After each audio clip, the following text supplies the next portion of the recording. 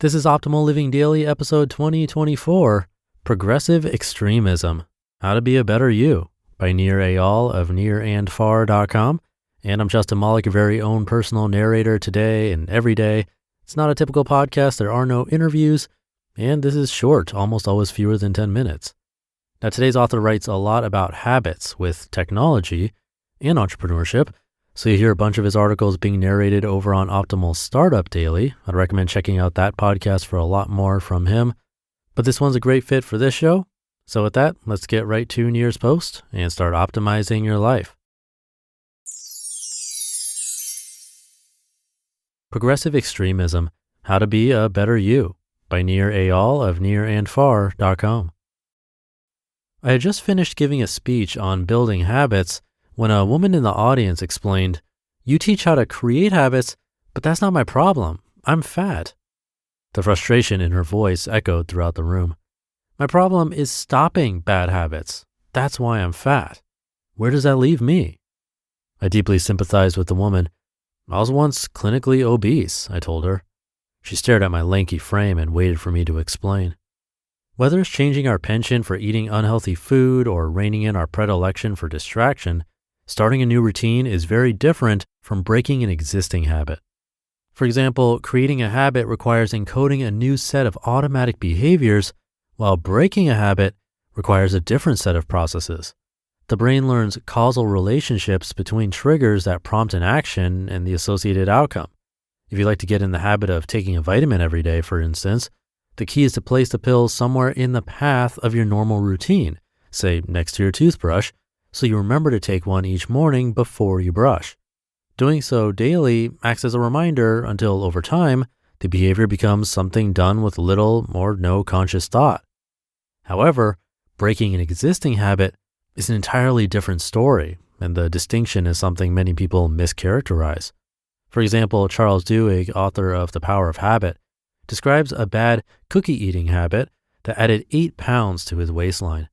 Every day, Duhigg says, he found himself going to the 14th floor of his office building to buy a cookie. When he began to analyze this habit, Duhigg discovered that the real reward for his behavior was not the cookie itself, but the socializing he enjoyed while nom-nom-nomming with coworkers. Once Duhigg figured out that the reward was connecting with friends, he could get rid of the cookie-eating habit by substituting one routine for another. Voila. Duhigg echoes the popular belief that the key to breaking a bad habit is replacing it with another habit. I'm not so sure. Maybe replacing cookies with coworkers did it for Duhigg, but what if you're the kind of person, like me, who loves the hell out of cookies? I was clinically obese precisely because I love cookies, among many other delicious things. For me, ooey gooey chocolate chewy beats chatting it up with Mel from accounting any time. Where does that leave me? The woman in the audience wanted to know. Having struggled with my own weight for years, there was no way I was going to look her in the face and tell her she should chat it up with her coworkers the next time she has a sugar craving. The progressive extremism technique.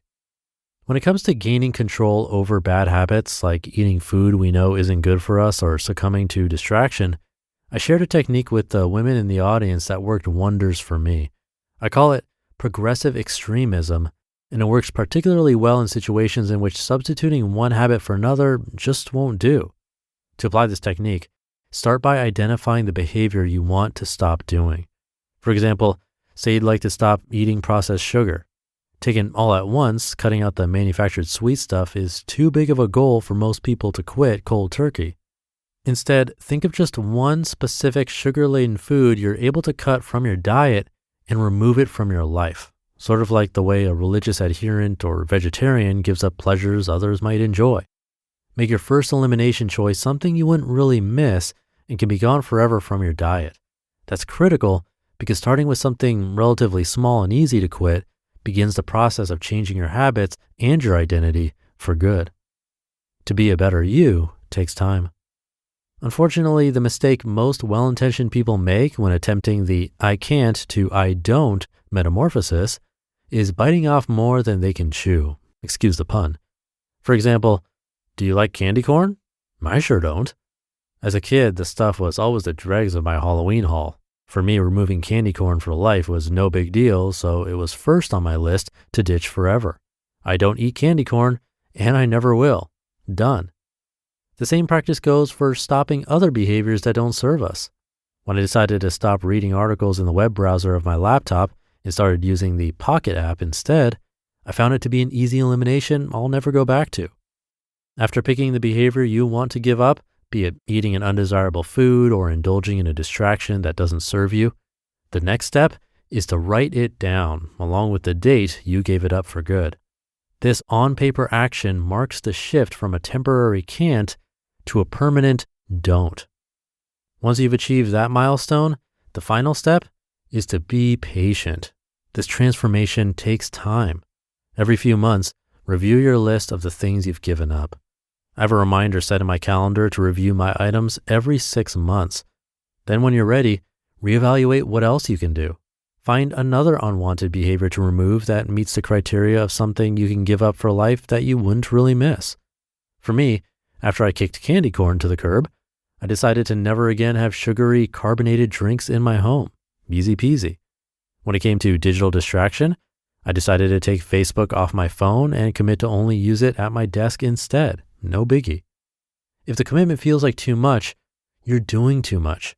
Each step needs to feel almost effortless, but involves something you can be proud to give up forever. It doesn't matter whether the behavior is related to what you eat or how you use technology.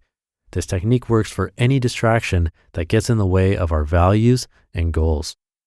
The process of unwinding bad habits takes years, but progressive extremism is an effective way I've found to stop behaviors that weren't serving me.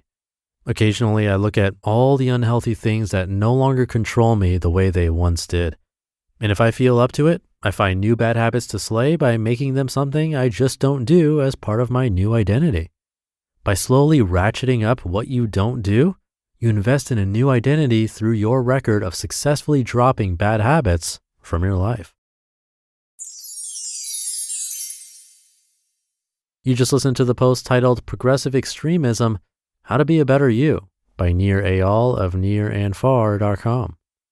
And thank you to Nir. Nir is spelled N-I-R, just like the website nirandfar.com. That's nirandfar.com. And while this is an article on his site, it's actually an excerpt from his book titled Indistractable. So if you liked this post, definitely check out his book. That's always a great way to support the authors who let me narrate their written words. So that should do it for today. Have a great weekend if you're listening in real time, and I'll catch you tomorrow with a post from Mr. Money Mustache, regularly featured on Optimal Finance Daily, where your optimal life awaits.